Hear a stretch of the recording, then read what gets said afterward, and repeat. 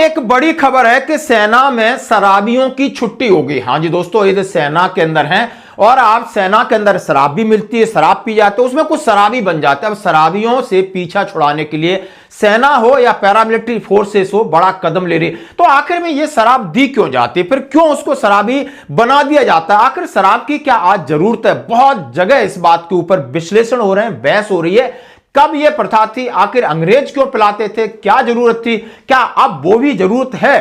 क्यों शराब आर्मी में या पैरामिलिट्री फोर्स में परोसी जाती है, लेकिन जो शराब के आदी बन चुके हैं, एडीएस हैं, अल्कोहलिक डिपेंडेंस सिंड्रोम है, उनसे फौज छुटकारा पाएगी? क्यों? वो खुद के लिए तो आत्मघाती हैं और वो सेना के लिए, सिस्टम के लिए, ट्रुप्स के लिए भी कहीं ना कहीं बहुत बड़ा खतरा बन जाते हैं, एक लायबिलिटीज बन जाते हैं।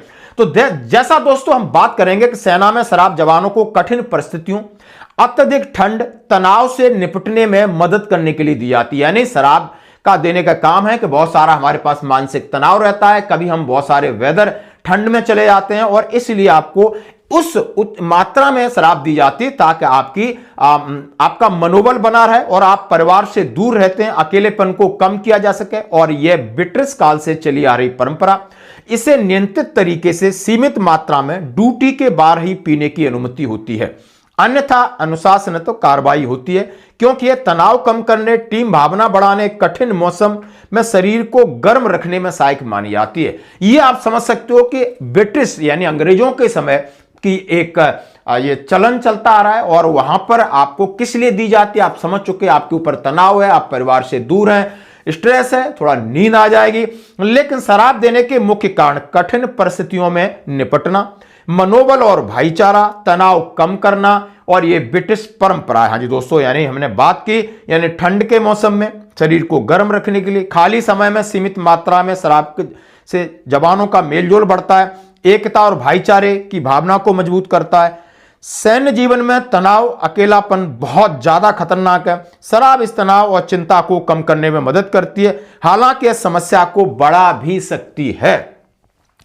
अब ये ब्रिटिश परंपरा, यह ब्रिटिश सेना से चली आ रही एक परंपरा जिसे भारतीय सेना में भी अपनाया जा रहा है। नए जवानों के स्वागत के लिए इसका इस्तेमाल भी होता है, जब जवान जाते हैं पार्टियों में भी होता है। सीमित मात्रा यानी जवानों को केवल एक निश्चित मात्रा, सीमित मात्रा में इसकी अनुमति है और जिसे रजिस्टरों में दर्ज किया जाता है। ड्यूटी पर रोक है, ड्यूटी या ट्रेनिंग के दौरान शराब पीना सख्त मना है। नशे में पाए जाने पर आपको इंडिसिप्लिन कार्रवाई और कोर्ट मार्शल भी हो सकता है, यह अनिवार्य नहीं है। शराब पीना हर सैनिक की व्यक्तिगत पसंद है, किसी पर दबाव नहीं है। तो आपने ये सेना के अंदर शराब की बात देखी, यानी स्वास्थ्य के लिए खराब है शराब, फिर भी सेना में क्यों दी जाती है? अब सेना में दी जाती है तो उसके हमने कारण बताए, लेकिन कोई ज्यादा जब पी लेगा तो उसके साथ कोर्ट मार्शल भी होता है, उसको घर भी भेज दिया जाता है और उसको आप समझ सकते हो फॉर्म 10 करके हॉस्पिटलाइज कर दिया जाता है। और कईयों में एक सिंड्रोम जनरेट हो जाता है, तो उनका जीवन बहुत ज्यादा अस्त व्यस्त होता है, उनका परिवार, उनकी बीवी बच्चे भी सफर करते हैं, सेना तो सफर करती है,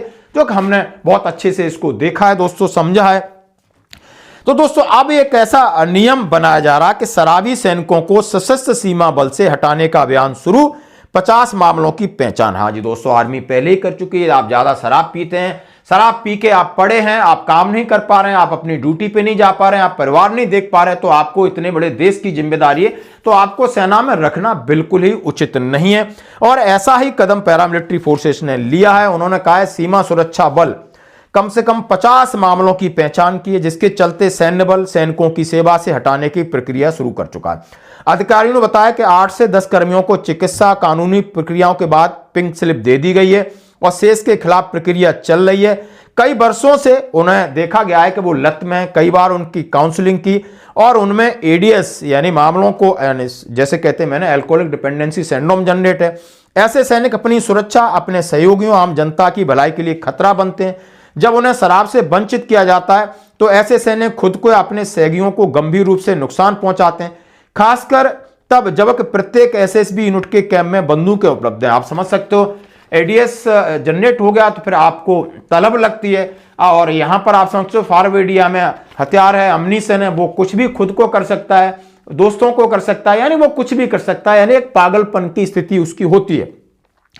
तो एसएसबी के महानिदेशक संजय सिंघल ने इस मुद्दे पर समयबद्ध कार्रवाई का निर्देश दिया है ताकि उन्हें चिकित्सा श्रेणी से फिट हो जाते हैं तो अच्छी बात है, अदरवाइज उन्हें सेना से निकाला जाए, क्योंकि हमारे ऊपर बहुत बड़ी जिम्मेदारी है और हम इस जिम्मेदारी को रिस्क नहीं ले सकते। अब आप दोस्तों, आज का बड़ा सवाल है, हाँ जी दोस्तों, और देश आप समझ सकते हो कि 2047 की तैयारी कर रहा है, चाहे सेना के अंदर बहुत ज्यादा बदलाव हो रहे हैं, मैन पावर को लेके बदलाव हो, ऑर्गेनाइजेशन को लेके बदलाव हो, इक्विपमेंट को लेके बदलाव हो, और सैनिकों के रहन सहन, खाना पीना सब बदलाव। क्या शराब अब जरूरी है? शराब जरूरी है तो यानी शराबियों से कैसे निपटा जाए और क्या कारण हो सकते हैं? क्या शराबी जो यूनिटों में हो जाते हैं, क्या यूनिट के लिए वो एक लायबिलिटीज नहीं बन जाते, यानी कहीं ना कहीं खतरा तो नहीं बन जाते? आप समझ सकते हो, उनका काम दूसरा करेगा, उनको कैसे संभाला जाए? यदि उनको फौज से भेजा जाए तो उनको क्या बेनिफिट दिए जाए, इसके ऊपर आपने करना होगा कमेंट्स, और मैं करूंगा रक्षा मंत्री जी को ट्वीट। धन्यवाद।